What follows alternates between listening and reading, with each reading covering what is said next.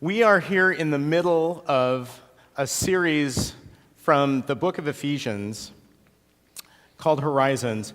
Paul is writing to a church, and he's opening their horizons about what it is to know God, to have Him tell us who we are, and have Him describe what we do. What are we for? And I don't know about you, but my horizons this morning were smoky. No, they weren't. Turns out that that's just, I've been used to a week of getting up and seeing smoke on the horizon. And I don't know if you've been watching the news stories as I have, and hearing about people who were in a happy, wooded neighborhood one moment and fleeing in terror the next. And so thousands of people have been displaced in the North Bay, and thousands of homes have been destroyed, and dozens of people have perished. And you go, Mike, this is the worst pep talk I've ever had. And I want to tell you that there's something about these circumstances that give us an opportunity to say what's really important. What really matters to me? And so I've been asking my coworkers this week, if you knew that you had enough time to get out, but only barely, so you're headed for your car, and you got your family, if any, your pets, if any, you know your neighbors, you're all gonna, go out in a nice line, what would you grab on your way out? And because we're all sitting up close, I'm just curious if anybody has an immediate answer for that. Laptop, okay. Practical man with a business. My collection of journals. Okay, how big are we talking? Since before middle school. Okay, so pre-bullet journal, very nice. There was another hand over here somewhere. No, the Bible, okay.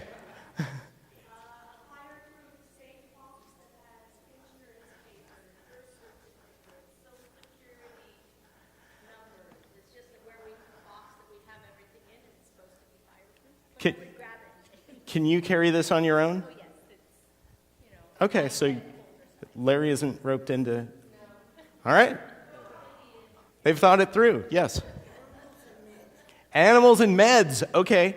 In the question we said your animals make it out, but that meds is a good one. I had not thought of that. You can tell I don't suffer from anything except being a little odd. So that's fine.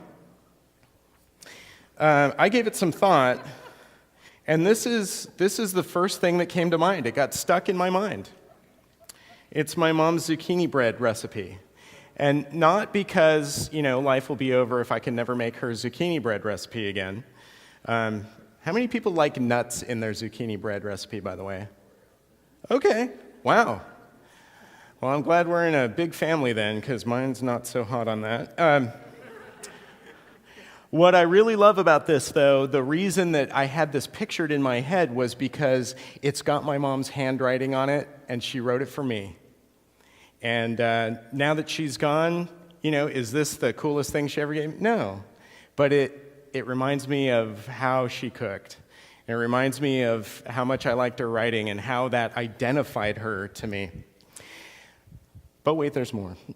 Because the next thing that I thought of happens because I'm old. It's all relative, I know, but this is what we had before digital. And these haven't been digitized. There were no, So I thought, I should get that. And I should tell you about the recipe card. It took me about 30 minutes to find it, which means if I stop to get that, game over. Okay, so not stuck on this. This, I knew where it was, but I had to move things in order to get it out. So no. Now, there are some pictures I like here. I like how much less I weighed then. But I have a mental picture of my bride, Karen, coming in through the door at the end of the church. It wasn't this one. And I'm standing up there, and it's a long, long aisle, and the brightness of her smile as she stood there on her father's arms, I've got a mental picture. So that can go up. It's okay. And then the thing that turned out to be the easiest for me to grab, oddly enough, was this hand plane.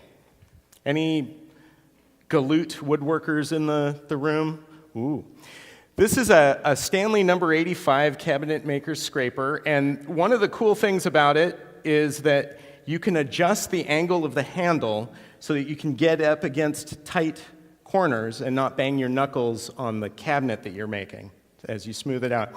The downside of that is it's a part that can move and can fall off and can get broken, and so it was a relatively rare plane to begin with, but it's even more rare because they're mostly broken.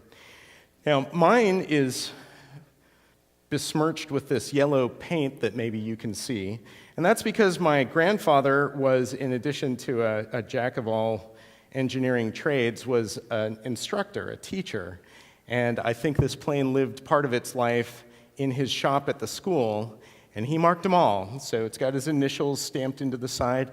So if you're a collector, this is not the one you want. It's not pristine. But if you're me, and you want to remember your grandfather who made beautiful furniture with this, and who was the kind of guy that I looked up to because he didn't say much, and what he did incredibly well. It also, oddly, reminds me of my father, who passed it along to me, and my father loves his dad and speaks of him with a level of respect that I have to aspire to in talking about my own dad, not because he doesn't deserve respect, but because my generation doesn't speak that respectfully of anybody. Sorry. So that's all encompassed in this plane. And you go, Mike, I'm not seeing the Ephesians connection here. And I guess my point is that when everything else is burned away, what you're left with isn't the sentimental cards or the laptop with the stuff on it. Hopefully you get to take the meds with you. But you're left with what's inside you.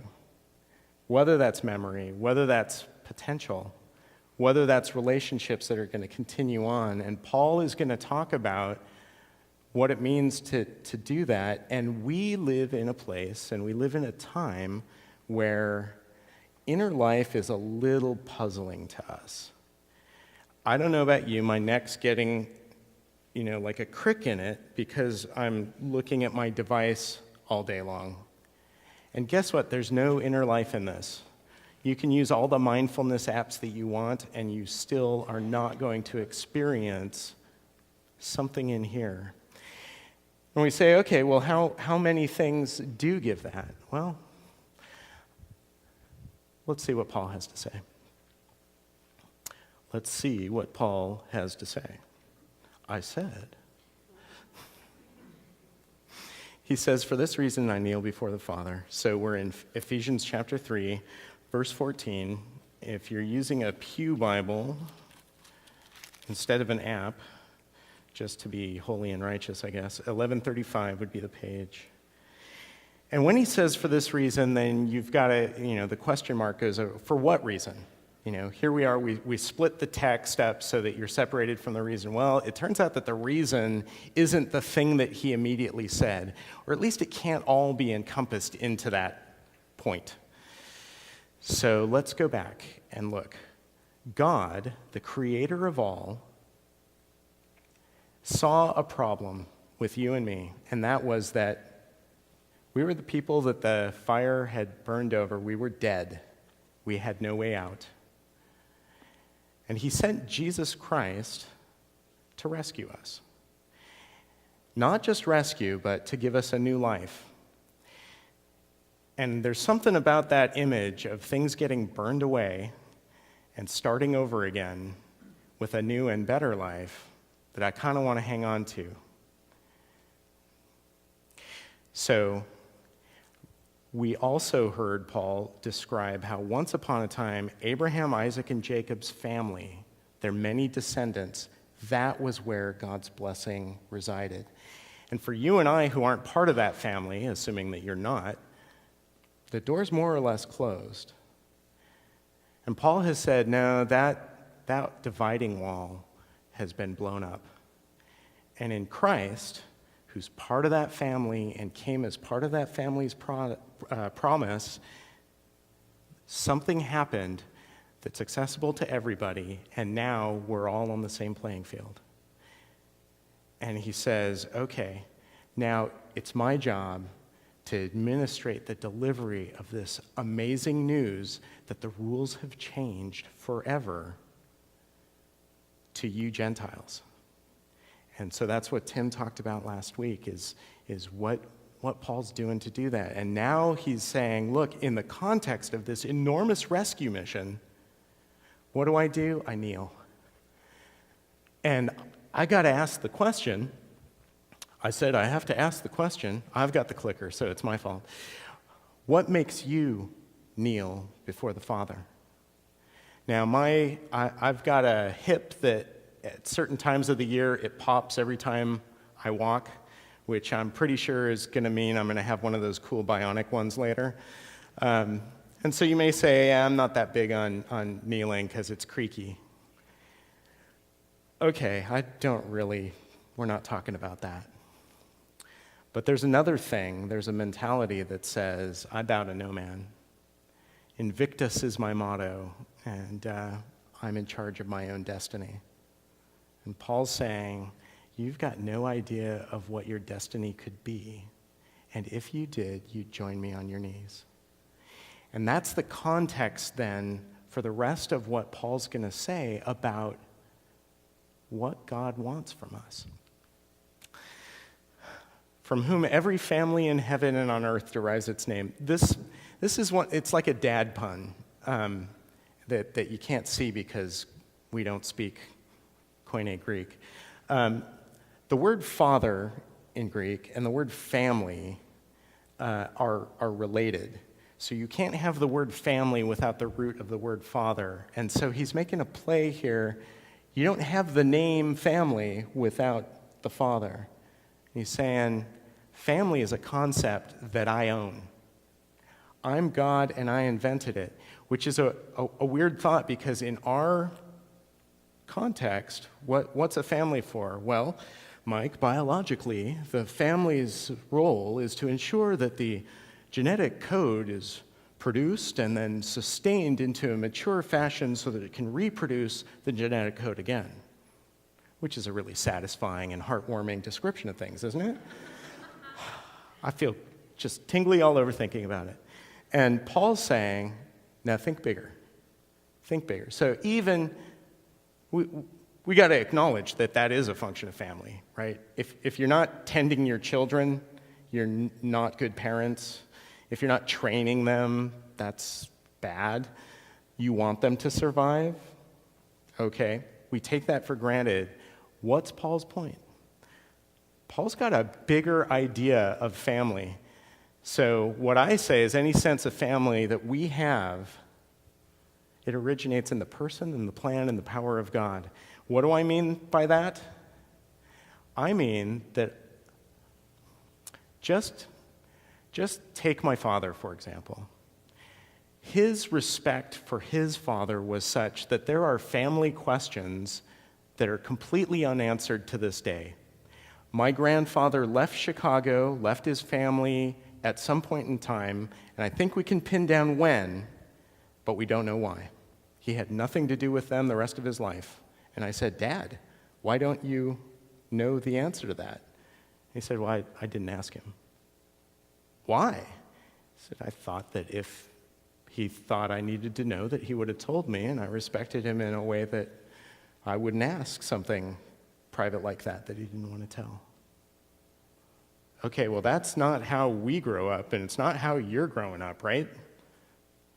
If somebody's got, some family junk that you want to know about, what would you do? Well, first you'd stalk them on Facebook, but then once you've exhausted the passive information collection approach, you ask them about it. And Paul was saying, look, family isn't about a level of respect that allows us all to shut up and allows us not to carry each other's burdens and allows us not to know each other. Family is about a level of inclusion and integration and interaction and support without which, what's the point? But all of that requires a God to be at the center of it, because I don't know about you, but I bring enough C4 to blow up any relationship that I'm in. I'm a jerk. But I'm a jerk who's been redeemed by God, and I've got a new creation in me. And that's how I live from day to day. There's this other strange part of what Paul's talking about. He brings in heaven, God's family on heaven and earth. What is that? His family extends beyond earth to heaven because his plans and power are bigger, bolder, and better than ours. So, Mom's recipe, I see her writing, and it gives me a warm feeling inside. But I don't think on a daily basis about Mom being part of my active family. Sure, she had an influence on me in the time that we were alive together, but then that ended. And Paul's kind of saying something else. He's saying something like the Old Testament says, where the good that men do live on them, and it's passed on to 1,000 generations. He's saying it's not just influence, it's actually intact family here and in heaven. I'm not saying that so that you and I feel good about our lost ones. I'm saying that because Paul brings it up in the context of how big is your understanding of the transformation that God is working in your life once you follow Jesus. Are you still thinking about what you're going to loot from your burning house, or are you thinking of the big scope of what's happening? Because that's how Paul had the perspective to give up everything and live the circumstantially horrible life that he lived for this great joy set before him. Are we cut of less gritty stuff? Yeah. But it wasn't Paul's grit and determination and hard Puritan work ethic that got him to be the missionary of missionaries. It was the power of God. And the same power of God that powered him is available to you and to me. It's scary too, though. So let me ask you a question. I don't expect you to have an answer right this second. So we'll move on. But what does it matter to you that we are family, whether in heaven or on earth? Whether you think of a person and you go, I'm still connected in a way I haven't been thinking about, or whether you think of God's plan involves not just the here and now, but forever. And he meant it that way. Heaven isn't a consolation prize. It's what we're striving for. All right. I pray that out of his glorious riches, he may strengthen you in your power through his Spirit in your inner being. Anybody speak this week about their inner being? Okay, that's a 0.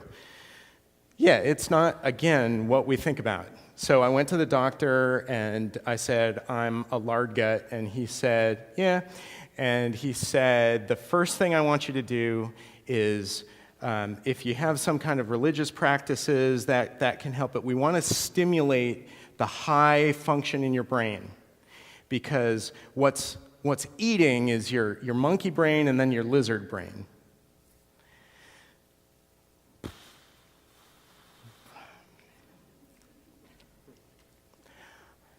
Now, I'm not saying that that's not actually good advice. That his example was, when you get down to lizard brain, it's because you're so hungry that you'll eat 3 donuts in a row and not remember it later. Okay, that's no good. Let's try to operate on a higher plane. But it's not just about stimulating the brain. It's about Who am I? Am I a guy that consumes everything he wants? Sometimes it feels like it. Am I a guy who gets filled by something else? That would be nice. The other thing I want to point out here is that he says, strengthen you with power through his Spirit in your inner being. He's not talking in this context about people who don't know and follow Christ. He's talking about people who are already in relationship with him. And so he's not talking about this weakness of you don't have Jesus. He's talking about this weakness of, in my case, some days I'm a grumpy dad. Why am I a grumpy dad? Because I like things a particular way, and I'm too proud and arrogant to give them up. Doesn't matter if it's for my dear sweet children. Okay, what does he want instead? Well, it would be nice if I lived at peace with them and had patience with them and showed them kindness and gentleness and could self-control myself, whether it's donuts or my children. But those things aren't accessible to me just by gritting my teeth and my fists and saying, I am not going to respond to that driver who cut me off in the way that I want to, and not just because I don't have an automatic weapon at the moment. Bad time to make that crack, I apologize.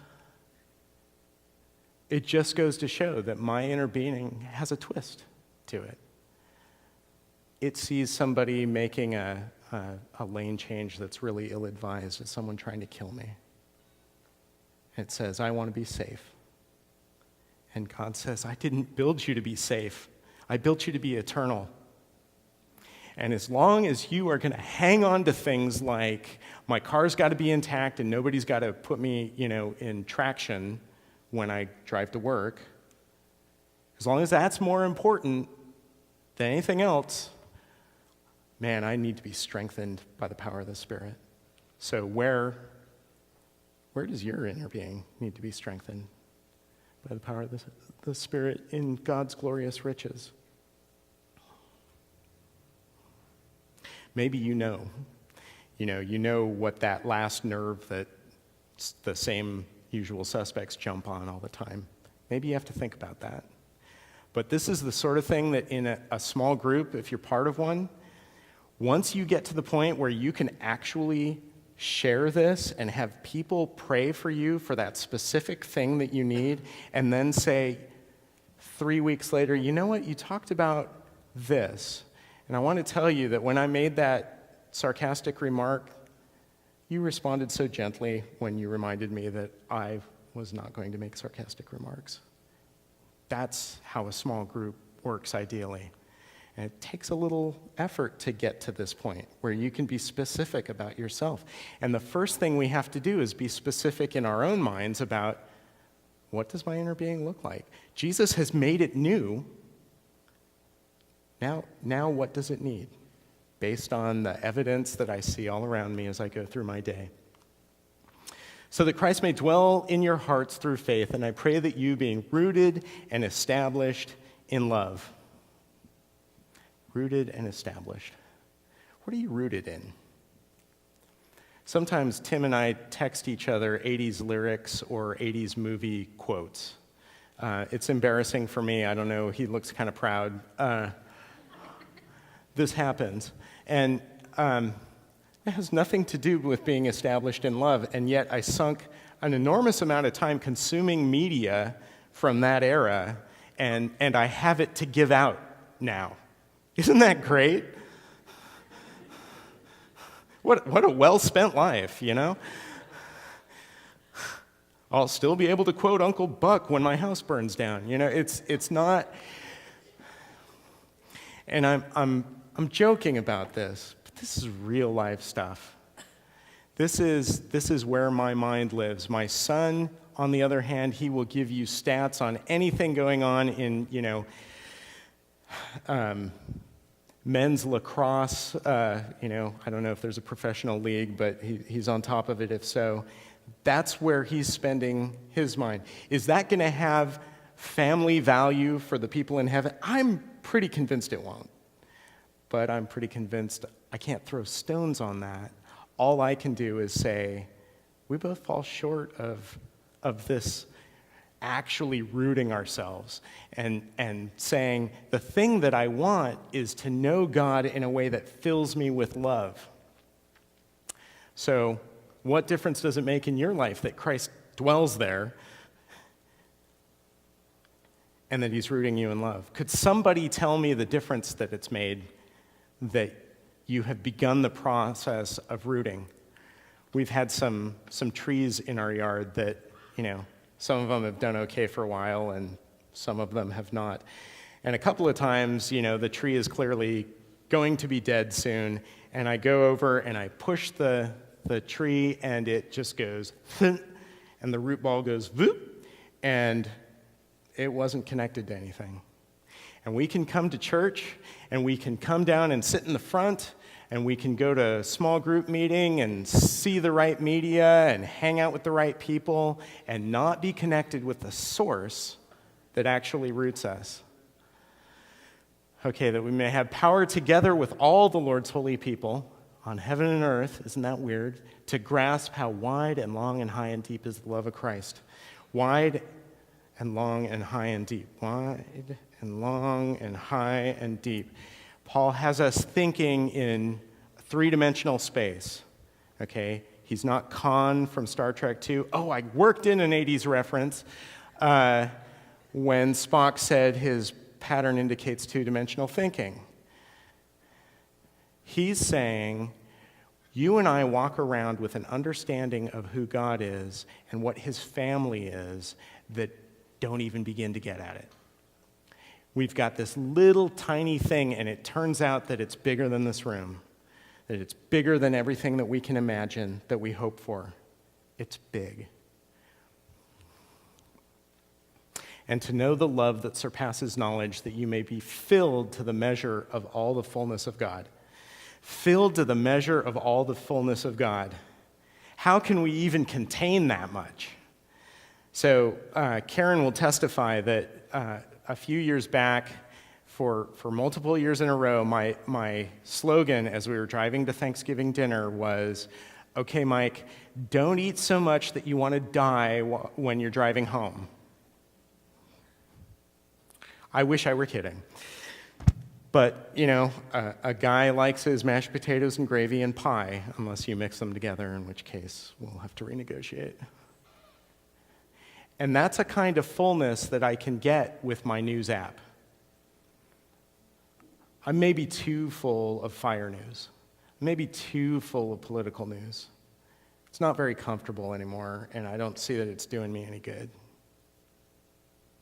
But there's another kind of full that says, this new creation that I am, that I have to work in order to see the world big enough, and my role is big enough, and my Father who loves me as big enough, that new creation is capable of receiving all he has to give without bursting, without even, popping a button on the pants in order to take it all in.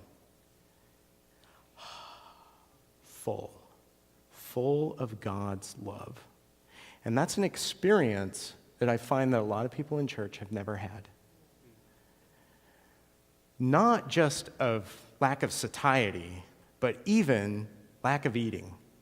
So we sit at the table and we look at the nice things and we pat ourselves on the back for having participated in Thanksgiving dinner, when what really happened is there was an opportunity and we missed it.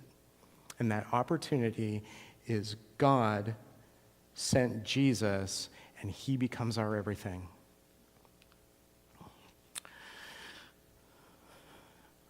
I love the way John Edwards put this after I condensed a paragraph down and took out a bunch of parenthetical remarks that he made.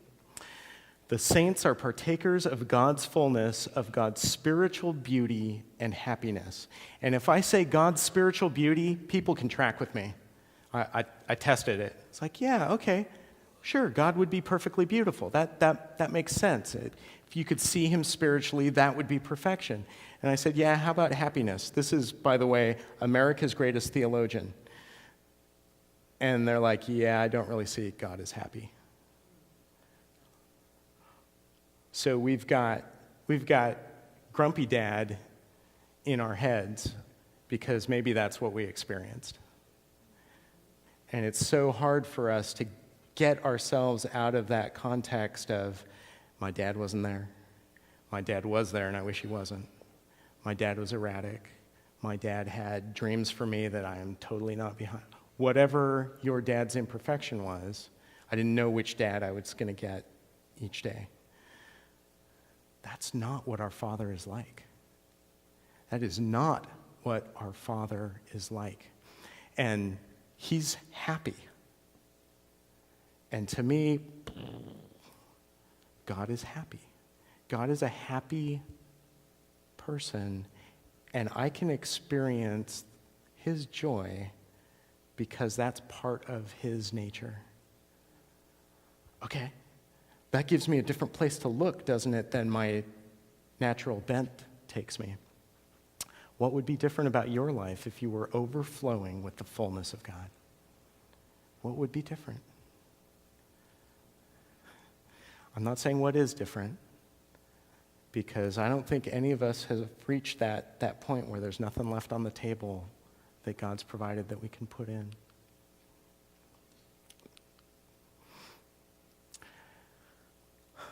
And now we get to the part where Paul reminds us that, again, this isn't about our effort. To him who is able to do immeasurably more than all we ask or imagine, according to his power that is at work within us. Do you feel like God's power is at work within you right now? Could you write on a card and tell me, here's how I see it? Could somebody else say, here's how it is? Doesn't matter. Are you in Christ? Are you following him? Do you love him? And his power's at work.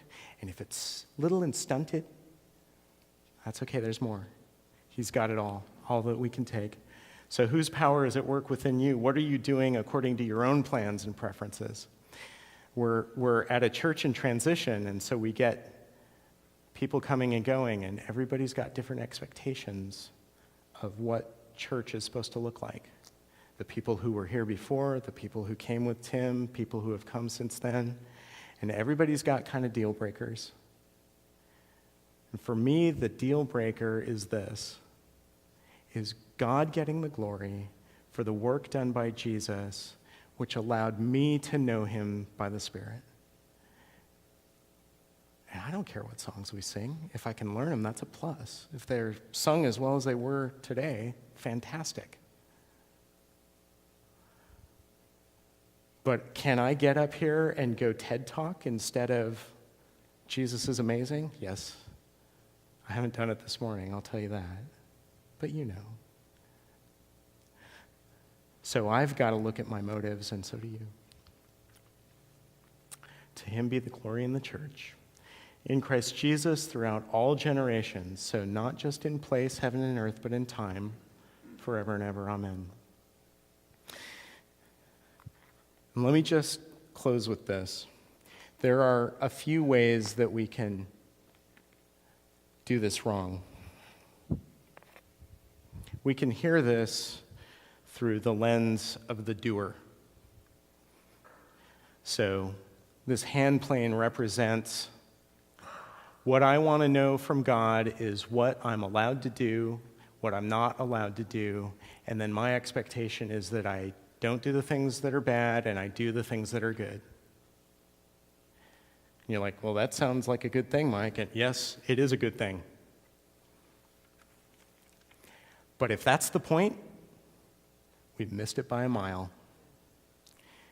Because it's not doing the right things and not doing the wrong things that makes us right with God. It's not what fills us up. It's not what grows us.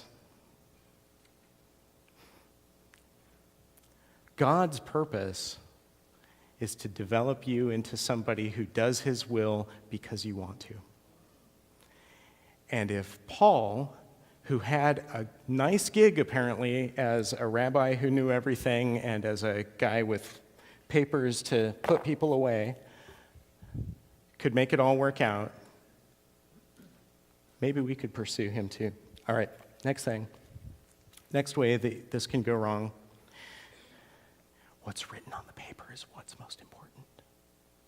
What's written on the paper is what's most important. What does that look like in a church context?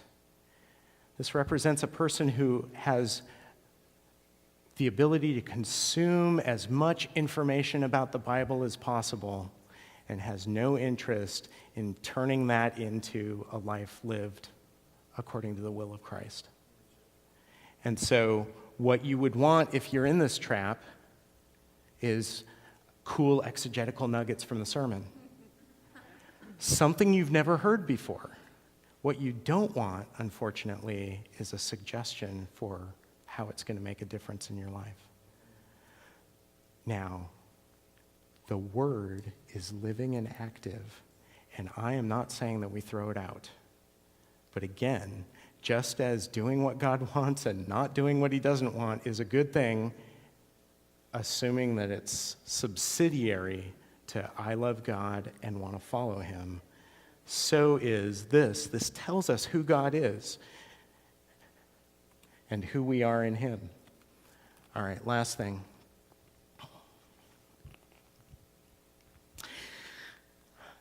This was an emotional day for me.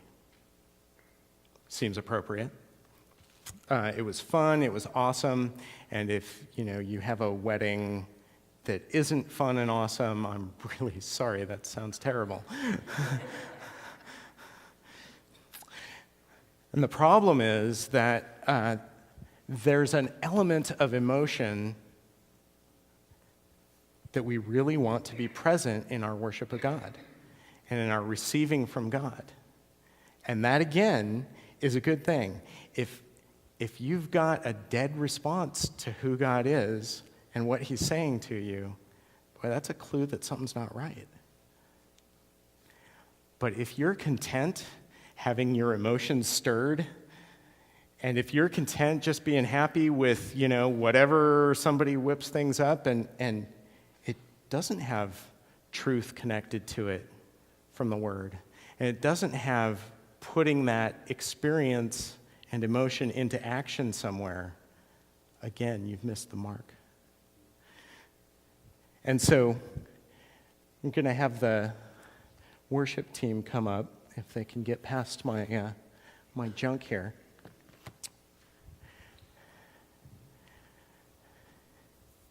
And I just want to say that we've had this smoky week. And hopefully you aren't in the situation of wondering whether somebody is lost, wondering whether family property is gone. But I do want us to remember that our house was burning down, and there was no way out. And God didn't look at us and go, "Shouldn't have built in the woods, bozo." No, instead he said, "God the Son, are you willing to go rescue them, even though it's going to be horrible?" And he said yes.